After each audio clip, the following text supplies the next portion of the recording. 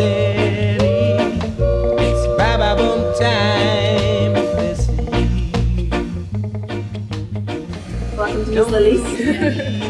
Serge and I had talked about doing a Jamaican restaurant together for a long time. I had the Rockhouse down in Jamaica since the sort of mid-90s, and Serge had done some amazing restaurants here in New York. We had a dancehall party, Sticky Mike's. That was really, really fun in the early 90s.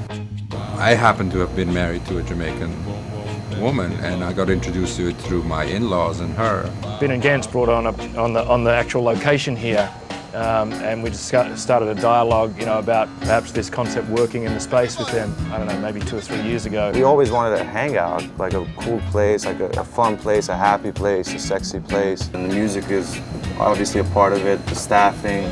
The kind of place we wanted to do was something that was missing in the landscape. And Serge and Paul had the idea of doing a Jamaican place that kind of fit together.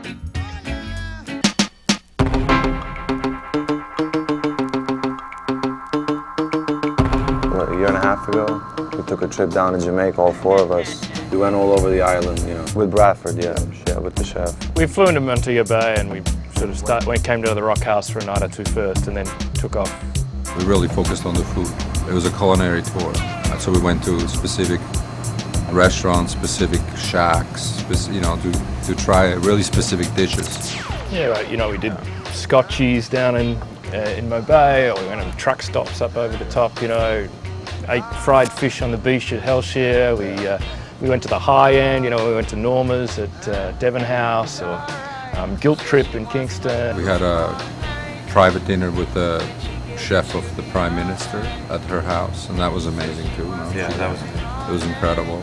Yeah, we did the high-low thing again on the island, and it was great because you got to see the high-end cooking and the people's cooking, and then you take it all in and you bring it back and you kind of like synthesize it and you try to render it, as truthfully and as honestly as you can. I mean, the food, the music, a lot of different elements that we were, for me personally, that I was inspired from. The design was inspired by the Brooklyn fast food places and this kind of exuberant sense of color and a casual attitude and the music, the always present music.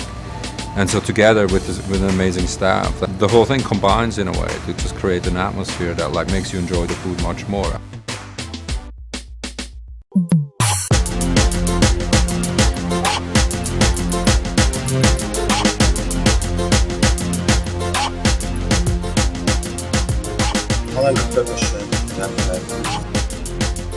I like the curry goat. Yeah, me too. Curry goat, hands down. Yeah, it's just my favorite dish. Fried fish. Kosher stuff. Jerk chicken. Has to be the jerk chicken.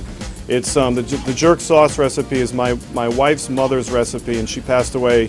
Didn't have a written recipe, and we spent 3 years recreating it and researching with family and friends and getting it just right. And it's to the point now that all of the family and all the friends say that's the one. I love the roots and culture because it has that sort of ginger spice in it. Sake and plum wine together as a shot. It's really popular here. Dirty wine. The dirty wine. We will do the dance if you want. The dirty wine. The culture's here, the dances are out there, the food is here. People just don't go. So I hope that bringing this here to Manhattan will also kind of maybe show them that, hey, there's interesting things happening out there. And we can learn from each other and we can, bring joy to each other that way.